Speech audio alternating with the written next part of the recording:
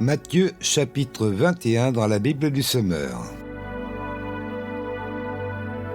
En approchant de Jérusalem, ils arrivèrent près du village de Bethphagée, sur le mont des Oliviers. Jésus envoya 2 de ses disciples en leur disant « Allez dans le village qui se trouve là devant vous. Dès que vous y serez, vous trouverez une ânesse attachée et près d'elle son petit. Détachez-les et amenez-les-moi. Si quelqu'un vous fait une observation, vous n'aurez qu'à lui dire « Le Seigneur en a besoin » et on vous les laissera prendre immédiatement. Tout cela arriva pour que se réalise la prédiction du prophète, dite à la communauté de Sion « Voici ton roi qui vient à toi. Humble, il vient monter sur une ânesse, sur un ânon, le petit d'une bête de somme. » Les disciples partirent donc et suivirent les instructions de Jésus. Ils amenèrent l'ânesse et son petit, et posèrent sur eux leurs manteaux, et Jésus s'assit dessus. Une grande foule de gens étendirent leurs manteaux sur le chemin. D'autres coupèrent des branches aux arbres et en jonchèrent le chemin. Et toute la foule de la tête à la fin du cortège criait « Hosanna au fils de David ! Béni soit celui qui vient de la part du Seigneur ! Hosanna à Dieu au plus haut des cieux !» Quand Jésus entra dans Jérusalem, toute la ville fut en émoi. Partout on demandait « Qui est-ce » Et la foule qui l'accompagnait répondait « C'est Jésus le prophète, de Nazareth en Galilée. » Jésus entra dans la cour du temple, il en chassa tous les marchands ainsi que leurs clients. Il renversa les comptoirs des changeurs d'argent ainsi que les chaises des marchands de pigeons. Et il leur dit « Il est écrit, on appellera ma maison une maison de prière, mais vous en faites un repaire de brigands. » Des aveugles et des paralysés s'approchèrent de lui dans la cour du temple, et il les guérit.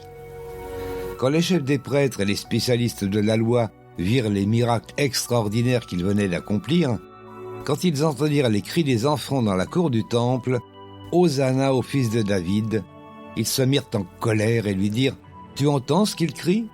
« Parfaitement, leur répondit Jésus. « Et vous, n'avez-vous donc jamais lu cette parole ? De la bouche des tout-petits et de celle des nourrissons, tu as su tirer ta louange. » Puis il les laissa et quitta la ville pour se rendre à Béthanie, où il passa la nuit. Tôt le lendemain matin, en revenant vers la ville, il eut faim. Il aperçut un figuier sur le bord de la route et s'en approcha. Mais il n'y trouva que des feuilles.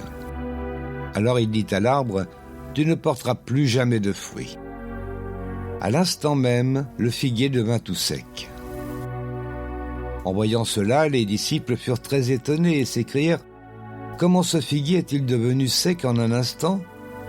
« Vraiment, je vous l'assure, répondit Jésus, si vous avez la foi, si vous ne doutez pas, non seulement vous pourrez accomplir ce que j'ai fait à ce figuier, mais même si vous dites à cette colline « Soulève-toi de là et jette-toi dans la mer », cela se fera. Si vous priez avec foi, tout ce que vous demanderez, vous l'obtiendrez. » Jésus se rendit au temple et se mit à enseigner. Alors les chefs des prêtres et les responsables du peuple vinrent le trouver et l'interpellèrent. « De quel droit agis-tu ainsi ? Qui t'a donné le droit de faire cela ?» Jésus leur répondit « Moi aussi j'ai une question à vous poser, une seule. Si vous me répondez, je vous dirai à mon tour de quel droit je fais cela. De qui Jean tenait-il son mandat pour baptiser ? De Dieu ou des hommes ? » Alors ils se mirent à raisonner intérieurement. « Si nous disons de Dieu, il va nous demander « Pourquoi alors n'avez-vous pas cru en lui ?» Mais si nous répondons des hommes, nous avons bien lieu de craindre la réaction de la foule, car tout le monde tient Jean pour un prophète. » Ils répondirent donc à Jésus, « Nous ne savons pas. » Et lui de leur répliquer, « Eh bien, moi non plus, je ne vous dirai pas de quel droit j'agis comme je le fais. » « Que pensez-vous de l'histoire que voici ?» ajouta Jésus. « Un homme avait 2 fils. Il alla trouver le premier et lui dit, « Mon fils va aujourd'hui travailler dans votre vigne. » « Je n'en ai pas envie, lui répondit celui-ci. Mais plus tard, il regretta d'avoir répondu ainsi et se rendit dans la vigne. Le père alla trouver le second fils et lui fit la même demande. Celui-ci répondit « Oui, mon seigneur, j'y vais ». Mais il n'y alla pas. Lequel des deux a fait la volonté de son père ? C'est le premier, répondirent-ils. Et Jésus ajouta « Vraiment, je vous l'assure, les collecteurs d'impôts et les prostituées vous précéderont dans le royaume de Dieu. En effet, Jean est venu. Il vous a montré ce qu'est une vie juste. Et vous n'avez pas cru en lui. Tandis que les collecteurs d'impôts et les prostituées ont cru en lui. Et bien que vous ayez eu leur exemple sous vos yeux, vous n'avez pas éprouvé les regrets qui auraient pu vous amener enfin à croire en lui. Écoutez encore une parabole. Un homme avait une propriété. Il y planta une vigne, l'entoura d'une haie, y creusa un trou pour le pressoir et y construisit une tour pour la surveiller.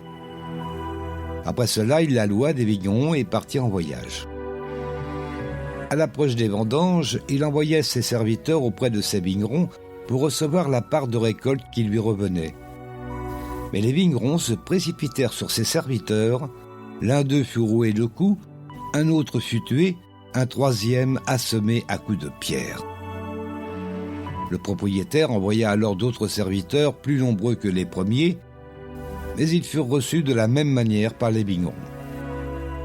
Finalement, il leur envoya son propre fils en se disant « Pour mon fils, au moins, ils auront du respect. » Mais dès que les vignerons aperçurent le fils, ils se dirent entre eux « Voilà l'héritier, venez, tuons-le, et nous récupérons son héritage. » Ils se jetèrent donc sur lui, le traînèrent hors du vignoble et le tuèrent. Quand le propriétaire de la vigne viendra, comment agira-t-il envers ses vignerons ? Ils lui répondirent « Il fera exécuter sans pitié ces misérables. » Puis il confiera le soin de sa vigne à d'autres vignerons qui lui donneront sa part de récolte en temps voulu. Et Jésus ajouta « N'avez-vous jamais lu dans les Écritures ? La pierre rejetée par les constructeurs est devenue la pierre principale à l'angle de l'édifice. C'est le Seigneur qui l'a voulu ainsi, et c'est un prodige à nos yeux.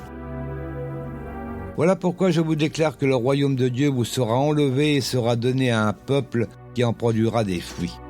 Mais celui qui tombera sur cette pierre-là se brisera la nuque, et si elle tombe sur quelqu'un, elle l'écrasera. » Après avoir entendu ces paroles, les chefs des prêtres et les pharisiens comprirent que c'était eux que Jésus visait. Ils cherchaient un moyen de l'arrêter, mais ils avaient peur des réactions de la foule, car tous considéraient Jésus comme un prophète.